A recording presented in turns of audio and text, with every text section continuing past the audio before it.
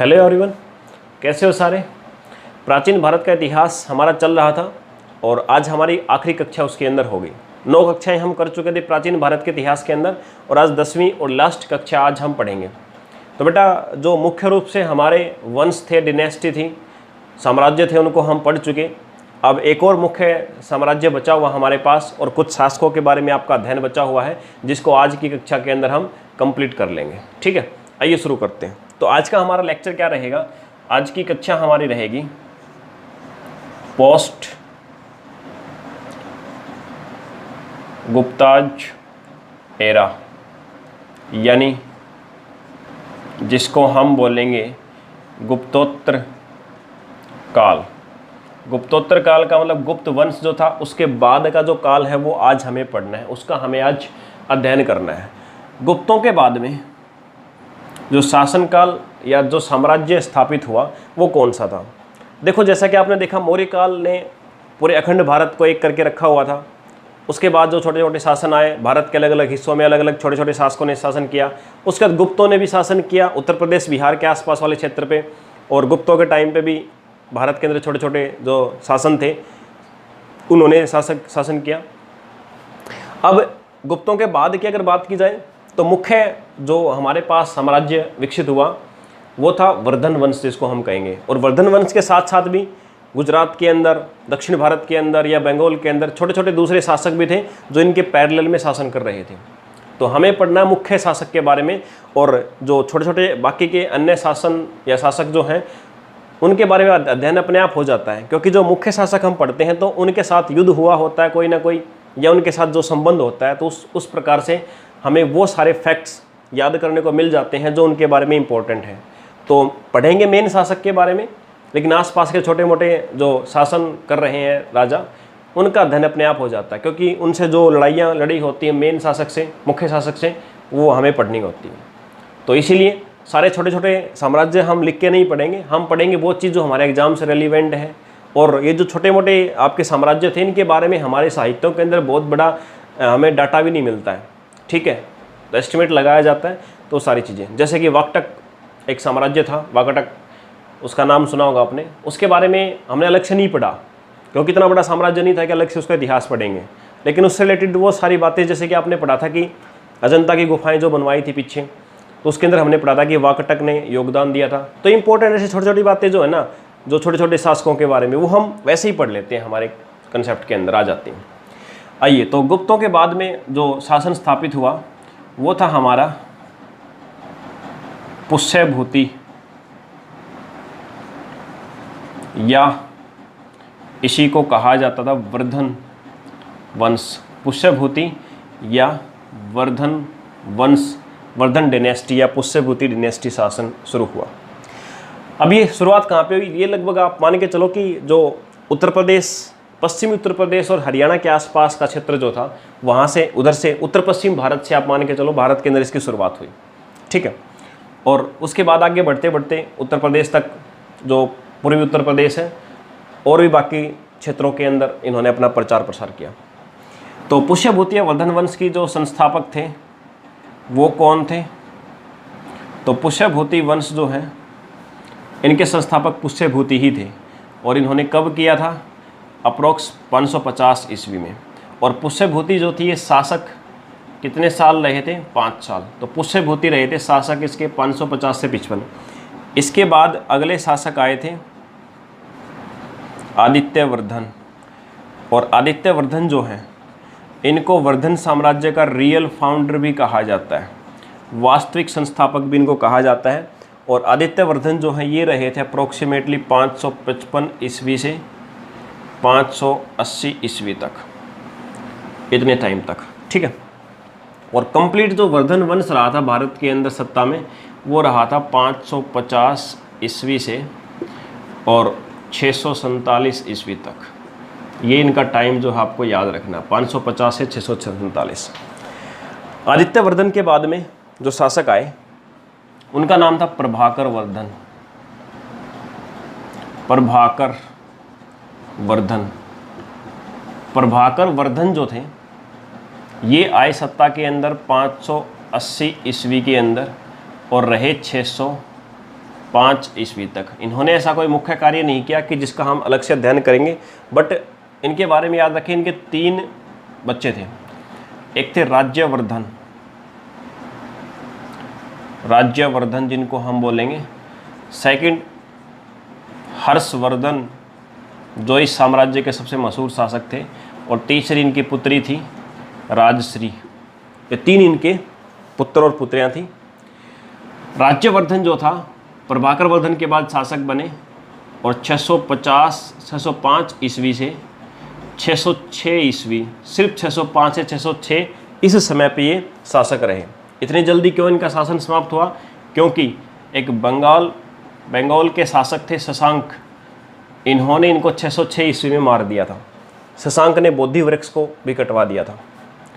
इसके बाद शासक बने हर्षवर्धन, और 606 ईस्वी में ये शासक बने, और 647 ईस्वी तक शासक रहेंगे। ठीक है। अब इनकी जो हर्षवर्धन की बहन थी राजश्री, इनकी शादी कर दी गई मौखरी वंश के शासक जो थे, जिनका नाम था गृहवर्मन। मौखरी वंश के शासक गृहवर्मन से इनकी शादी कर दी गई। और इनकी मौखरी वंश जो है, इनकी राजधानी कौन सी थी? इनकी राजधानी थी कन्नौज। लेकिन राजश्री की जो शादी की थी गृहवर्मन से, इनको भी मार दिया। किसने मार दिया? देवभूति कौन थे? मालवा जो है ना, मध्य प्रदेश के अंदर जो पड़ता है, मालवा के राजा, मालवा किंग जो थे, उन्होंने गृहवर्मन को मार दिया। अब गृहवर्मन की मृत्यु के बाद मौखरी वंश और कन्नौज जो था वो आ गया राजश्री के हाथों में, और राजश्री ने सपोर्ट किया हर्षवर्धन को। तो इसका मतलब है कि हर्षवर्धन के पास अपना वर्धन साम्राज्य तो था ही, उसके अलावा कन्नौज पर भी नियंत्रण हो गया। इसीलिए देखो, अगर बात की जाए पुष्यभूति या वर्धन वंश की राजधानी की, तो इनकी शुरुआत में राजधानी थी थानेसर, लेकिन बाद में इन्होंने अपनी राजधानी कहाँ पे शिफ्ट कर ली? कन्नौज में, क्योंकि इस समय पे कन्नौज भी इनके हाथों में आ गया था। ठीक है। अब पढ़ते हैं हर्षवर्धन के बारे में, जो एग्जाम ओरिएंटेड चीज़ें जो आपसे एग्जाम में पूछी जा सकती हैं। आइए इसको मैं इरेज कर देता हूँ एक बार।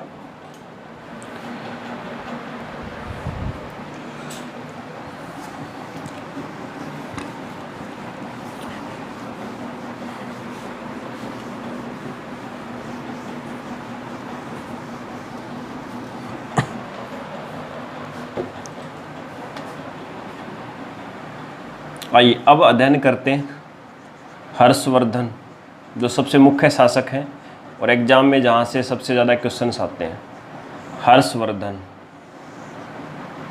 हर्षवर्धन जो थे, जैसा कि मैंने बताया कि इनका शासनकाल रहा था 606 ईस्वी से 647 ईस्वी तक। हर्षवर्धन जो थे ये भी रचनाएं करते थे, संस्कृत के महान कवि थे ये भी, और इन्होंने कुछ बुकों की रचना की, जैसे रत्नावली, नागनंद और प्रियदर्शिनी। ये 3 बुकों की इन्होंने रचना की, और जो तीनों की तीनों बुक थी आपकी ये संस्कृत में थी। ठीक है, 3 बुक थी और तीनों संस्कृत के अंदर थी, जिनकी उन्होंने रचना की थी। ये शुरुआत में शिव के भगत थे। ठीक है, शिव की पूजा करते थे, लेकिन बाद में इन्होंने कौन सा धर्म ग्रहण कर लिया था? बौद्ध धर्म। ठीक है, तो बाद में इन्होंने बौद्ध धर्म को ग्रहण कर लिया था, लेकिन आरंभ में शिव की पूजा करते थे। ठीक है। हर्षवर्धन जो थे, इनको एक उपाधि भी मिली हुई थी, जिसको हम बोलते हैं शिलादित्य की उपाधि भी इनको मिली हुई थी। हो सकता है एग्जाम में कभी पूछ लें तो बता दीजिएगा। इन्हीं के टाइम पे एक कवि थे बाणभट्ट, और बाणभट्ट जो थे इन्होंने 2 किताबें लिखी, एक हर्ष चरितम और दूसरी थी कादम्बरी। हर्षचरितम और कादम्बरी 2 किताबें लिखी बाणभट्ट ने, जो कि किसके दरबारी कवि थे? हर्षवर्धन के दरबारी कवि थे। चलिए, अब हर्षवर्धन जो थे ये धर्मों के अंदर भी विशेष रुचि रखते थे, इसलिए इन्होंने क्या किया? 635 ईस्वी में प्रयाग महासम्मेलन बुलाया। प्रयाग महासम्मेलन हर वर्ष बुलाते थे, प्रयाग के अंदर एक सम्मेलन बुलाते थे जिसमें विभिन्न धर्मों के लोग आते थे। और इस प्रयाग महासम्मेलन जो है ये कौन सा था? ये 6th महासम्मेलन था, 6ठा महासम्मेलन था प्रयाग के अंदर, या इसी को 5वीं बौद्ध संगीति भी कहा गया। 5वीं बौद्ध संगीति आपसे पूछे तो इसी को कहा गया, प्रयाग महासम्मेलन को। बड़ा इंपॉर्टेंट क्वेश्चन बनता है यहाँ से, ठीक है। इसी सम्मेलन के अंदर जो हवेन सांग, आपने नाम सुना होगा, एक यात्री थे हवेन सांग, चीनी यात्री, तो इसी महासम्मेलन के अंदर उपस्थित थे। और हवेन सांग जो थे उन्होंने नालंदा जो विश्वविद्यालय है वहाँ से शिक्षा ग्रहण की थी बौद्ध धर्म की, और वहाँ पे प्रोफेसर भी रहे थे वो, ठीक है। चलिए, तो ये चीज़ आपको समझ में आई। इसके बाद हर्षवर्धन ने एक और सभा बुलाई थी, यही लिख देता हूँ, जो कि बुलाई थी उन्होंने 643 ईस्वी के अंदर, और इसको कहा जाता है कन्नौज सम्मेलन। कन्नौज सम्मेलन बुलाया था इन्होंने 643 ईस्वी में। क्यों बुलाया था? ताकि बौद्ध, हिंदू और जैन, बौद्ध, हिंदू और जैन तीनों धर्मों के बीच में समन्वय बना रहे, इसलिए उन्होंने कन्नौज सम्मेलन बुलाया था। लेकिन इसके बाद क्या हुआ? 640 ईस्वी में एक शासक थे आपके चालुक्य शासक, जिसको हम बोलते हैं पुलकेशिन द्वितीय। चालुक्य जो थे ना, चालुक्य भी 3 भागों में बटे हुए थे। तो ये जो चालुक्य कौन से थे? बादामी या वातापी के जो थे ना, बादामी या वातापी के जो चालुक्य थे, उनमें एक शासक थे पुलकेशिन द्वितीय। उन्होंने 644 ईस्वी में क्या किया? हर्षवर्धन को हरा दिया, और इसी हार को इंसल्ट समझ ली हर्षवर्धन ने, और इसी चिंता में 647 ईस्वी के अंदर हर्षवर्धन जो है इनकी क्या हो गई? इनकी हो गई मृत्यु। अब इनकी मृत्यु के बाद क्या हुआ? इनका कोई पुत्र नहीं था जो सत्ता संभाल सके, यानी उत्तराधिकारी नहीं था। इसीलिए उत्तराधिकार के लिए, कन्नौज पर उत्तराधिकार के लिए त्रिपक्षीय युद्ध हुआ जो 100 साल तक चला, यानी 3 अलग अलग राजवंशों के बीच में एक संघर्ष चला, युद्ध चला। उसको एक बार हम देख लेते हैं कौन कौन से राजवंश थे और किसकी विजय हुई, या वहाँ से एग्जाम में क्वेश्चन किस प्रकार के बनते हैं। आइए,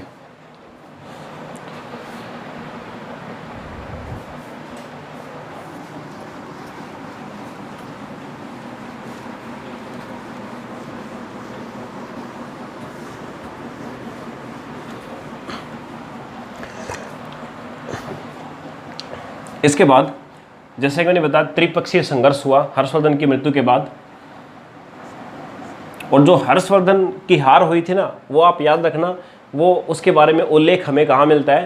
तो पुलकेशिन द्वितीय के टाइम पे एक कवि थे रविकीर्ति, उन्होंने ऐहोल लेख लिखवाया था। उस ऐहोल लेख के अंदर ये वर्णन है कि पुलकेशिन द्वितीय ने हराया था हर्षवर्धन को। आइए, त्रिपक्षीय संघर्ष किस किस के बीच में हुआ वो एक बार देख लेते हैं हम, ठीक है। तो एक तो थे पाल शासक,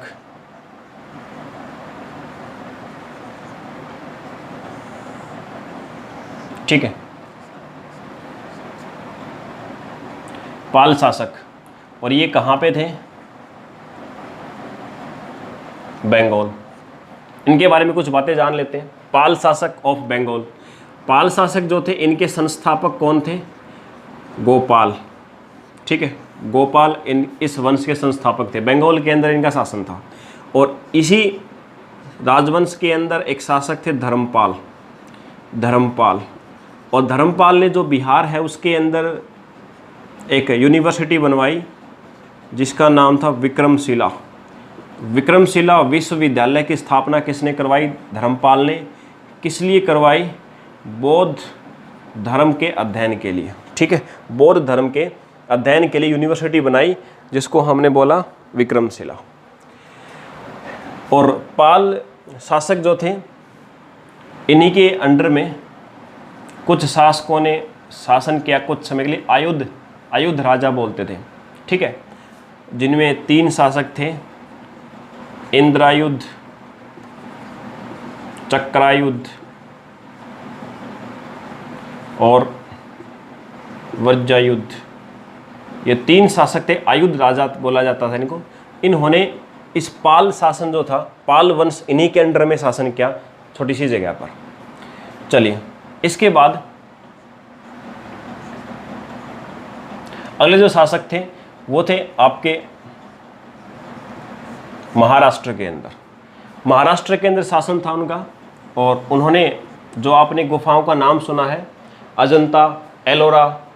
अजंता तो आपकी पहले आ चुकी हैं, एलोरा का नाम आपने सुना होगा, ठीक है।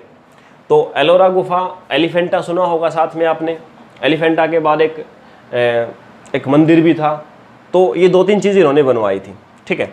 अब इनको बोला क्या जाता है, तो देखिए, राष्ट्रकूट शासक या राष्ट्रकूट रूलर्स। और इनके संस्थापक कौन थे? दंती दुर्ग। दंती दुर्ग इनके संस्थापक थे। राजधानी इनकी थी मान्यखेट। मान्यखेट इनकी राजधानी थी, ठीक है। तो इन्होंने भी इस त्रिपक्षीय युद्ध के अंदर हिस्सा लिया। और राष्ट्रकूट राजा जो थे, इनके बारे में याद रखना, एक तो अजंता की गुफाओं को इन्होंने बनवाया था, सॉरी एलोरा, अजंता तो पहले आ चुका। एलोरा, एलोरा की गुफाओं का निर्माण करने में सहायता की थी। एलोरा की गुफाएं जो हैं उसके अंदर भित्तीय चित्र, जो फ्रेस्को पेंटिंग है, जो दीवारों के ऊपर चित्र हैं, वो किस किस धर्म के बारे में है? तो you know very well, Hindu, Jain और बौद्ध, इन तीनों धर्मों के बारे में। एग्जाम में पूछेगा सबसे ज़्यादा कौन से धर्म के बारे में? हिंदू के बारे में। अजंता में सबसे ज़्यादा बौद्ध धर्म के बारे में है। इसके अलावा ये जो रचनाएं करवाई थी 8वीं से 11वीं सदी के बीच में करवाई गई थी। इसके अलावा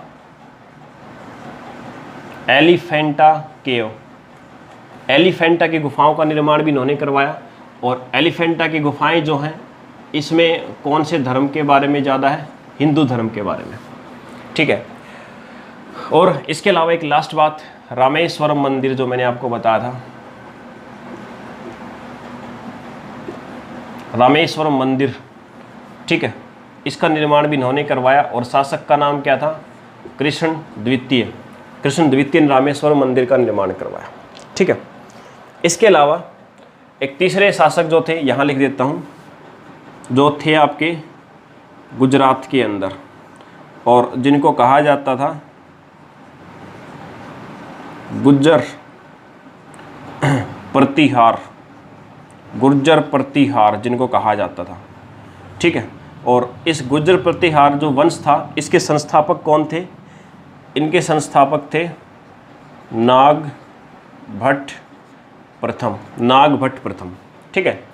और ये जो गुर्जर प्रतिहार थे गुजरात के अंदर, फाइनली जो कन्नौज था, जिसके लिए ये तीनों के बीच में युद्ध चल रहा था हर्षवर्धन की मृत्यु के बाद, उसको फाइनली किन्होंने जीता?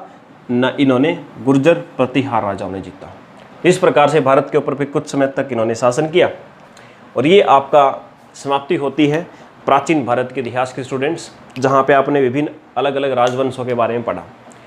अब आप जानते हैं कि मध्यकालीन भारत की शुरुआत होगी इसके बाद में। और मध्यकालीन भारत जो है, यू नो वेरी वेल, कहाँ से शुरू होता है? जैसे कि मैंने आपको बताया 711 ईस्वी में जो मुस्लिम आक्रमण भारत के ऊपर, देखो आज तक आपने पढ़ा कोई भारत के ऊपर मुस्लिम आक्रमण नहीं हुआ। यूनानी आक्रमण हुए हैं, विदेशी आक्रमण हुए हैं, या तो आपके पास यूनानी हुए हैं या फिर पर्शिया से आक्रमण हुए हैं, ठीक है।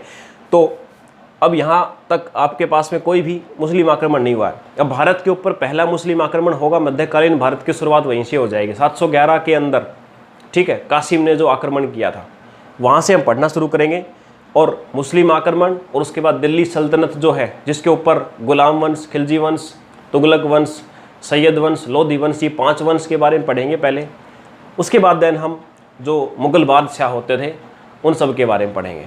और मध्यकालीन भारत के अंदर मुख्य रूप से पहला मुस्लिम आक्रमण, दूसरा दिल्ली सल्तनत, तीसरा मुग़ल बादशाह, ये 3 चीज़ें हैं मुख्य रूप से। और इसी को कहते हैं मध्यकालीन भारत। और अप्रोक्सीमेटली आप मान के लो 711 ईस्वी से 1707 ईस्वी तक का अध्ययन किया जाएगा मध्यकालीन भारत के अंदर। तो ये क्लास आपकी यहीं समाप्त होती है और प्राचीन भारत का इतिहास भी यहीं समाप्त होता है। क्वेश्चंस लगाते रहें और बहुत जल्दी ही लाइव क्लास मैं शुरू करने वाला हूं, जिसके ऊपर बाईलैंग्वेज सिर्फ क्वेश्चन ही क्वेश्चन प्रैक्टिस करवाए जाएंगे। ठीक है, तो मध्यकालीन भारत भी साथ साथ लेके चलेंगे, उसको भी समाप्त कर लेंगे और साथ साथ में क्वेश्चंस की प्रैक्टिस बाईलैंग्वेज हम शुरू कर देंगे। तो मिलते हैं अगली क्लास के अंदर।